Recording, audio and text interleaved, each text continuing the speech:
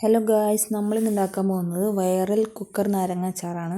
അതിനായിട്ട് ആദ്യം നാരങ്ങ ഒരു 8 കഷ്ണമായിട്ട് അരിഞ്ഞിട്ട് ഉപ്പും കുറച്ച് മുളക് പൊടിയും കുറച്ച് വെള്ളം കൂടെ ഒഴിച്ച് അടുപ്പത്ത് വെക്കുക.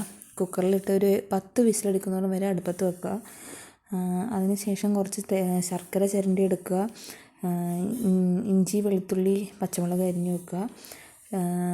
അത് വെന്ത് കഴിയുമ്പോൾ കുറച്ച് കായപ്പൊടി ഈ വെച്ചിരിക്കുന്ന ശർക്കരയും കൂടി ഇട്ട് തിളപ്പിക്കുക. അത് നല്ലോണം തിളച്ച് കഴിയുമ്പോൾ തന്നെ ശർക്കര അലിഞ്ഞു പോവും.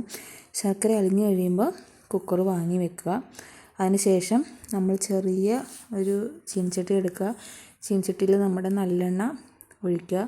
നല്ലെണ്ണ ഒഴിച്ച് കുറച്ച് ഉണക്കമുളക് ഇട്ട് അത് നല്ലോണം മൂത്ത് കഴിയുമ്പോൾ കുറച്ച് കടുകും ഉലുവയും കൂടി ഇട്ട് പൊട്ടിക്കുക.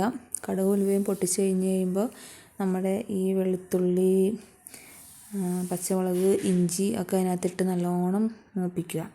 അത് നല്ലോണം മൂപ്പിച്ച് നല്ലോണം വഴണ്ട് കഴിയുമ്പോൾ കുറച്ച് മുളക് പൊടി അതിനകത്ത് ഇടുക.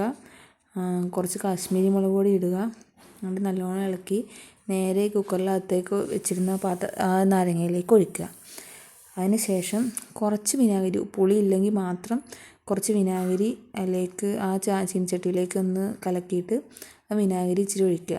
ഞങ്ങളൊരു നല്ലോണം പഴുത്ത നാരങ്ങ അല്ലായിരുന്നു, അതുകൊണ്ടാണ് വിനാഗിരി ഒഴിച്ചത്. ഇല്ലെങ്കിൽ വിനാഗിരി ഒഴിക്കേണ്ട ആവശ്യം വരില്ല. ഉപ്പൊക്കെ പാകമാണോ എന്ന് നോക്കുക. അതേ കുഞ്ഞൂസ് എടുത്ത് കഴിക്കാൻ നോക്കുന്നുണ്ടാണ് കാണുന്നത്.